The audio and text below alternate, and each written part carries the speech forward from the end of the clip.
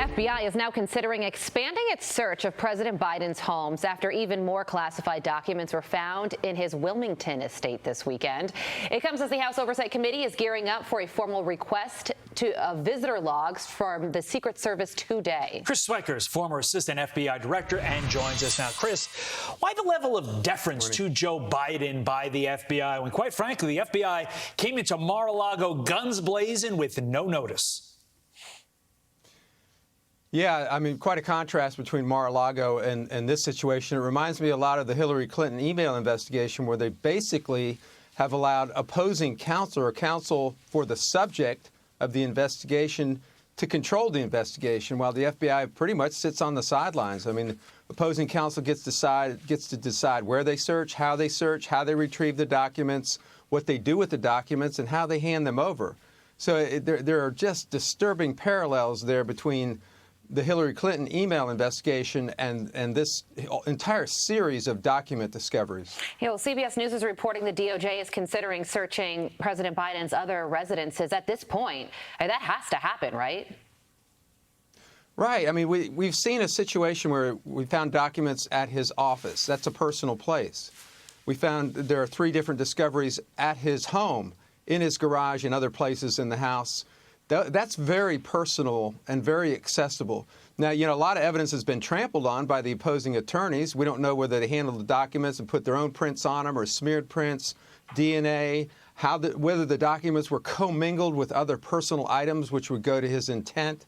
So, this is a situation where DOJ is marginally involved and the FBI seems to be very much on the sidelines. There should have been searches back in November. Meantime, let's not forget that Trump's lawyers weren't even allowed in the room when the Mar-a-Lago raid happens. They didn't allow cameras, yet these guys are having tea and crumpets discussing, I like to come in this day, and we can't do this day. It's amazing the double standard here. And I think what's good about what Democrats and Republicans are saying is they're both kind of witnessing that this is not a good thing by President Biden. They've been very critical of how the president has handled these classified docs. Take a listen. Well, now that we learn that some of these go back to his Senate time, clearly he's become a serial classified document hoarder.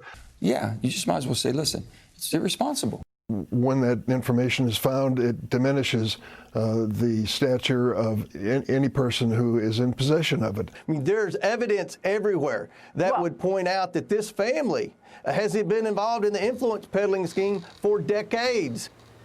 In light of the bipartisan nature of the criticism, Chris, could this bring down Joe Biden's presidency? Yeah, I think we're getting very close to the cover-up. I mean, what we find in Washington often is a minor crime or a situation where it's just malfeasance turns into a cover-up, which becomes a major crime. What will be really interesting is to get their hands on the video from that residence. I guarantee you that there are no blind spots in the video surveillance cameras of the Biden Wilmington residence. So, yeah, this one I'm not going to predict whether it brings the presidency down. I think it's getting more and more serious by the day, and we've finally got the attention of the FBI and DOJ, and they seem to be finally engaging. What will be really interesting to see is if they combine this with the Hunter Biden investigation, because as we've read, there are Ukraine documents in this stash. There are possibly China documents in this stash.